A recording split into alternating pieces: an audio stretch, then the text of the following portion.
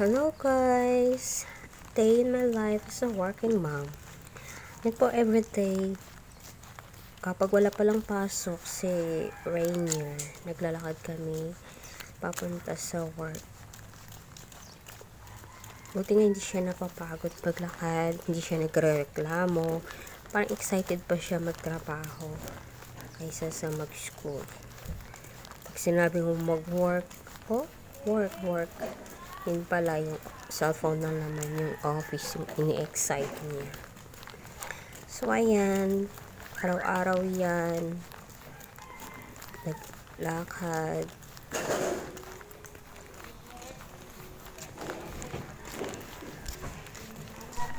So ayan, dito na naman tayo sa Bellbell Street. Siguro mga sa bahay ko sa work, mga 10 to 15 minutes kakarating naman kami. Pero yan, nagmamadali na yan ang paglalakad namin kasi lagi kami late. So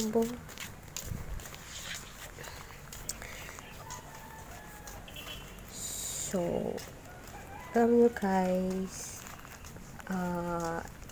kahit mahirap yung maghahatid ka pa sa school, tapos sunduin mo siya, tapos dyan na siya sa work mag-i-stay bago dumating yung papa niya. So, pero nakakaya na naman guys.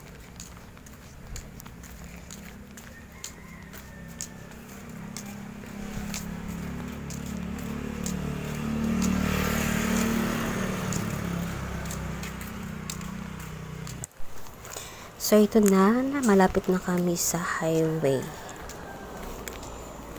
Yan, lakad-lakad lang habang makakarating sa paruroonan.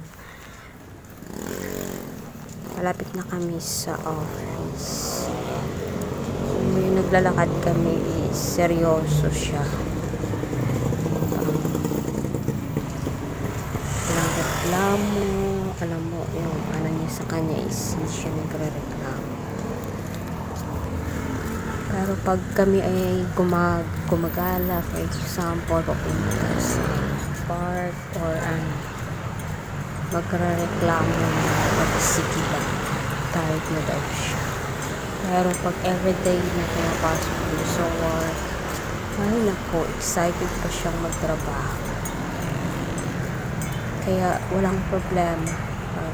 Kahit tatlo lang kami, walang magkaalaga sa kanya, walang maiiwan sa bahay,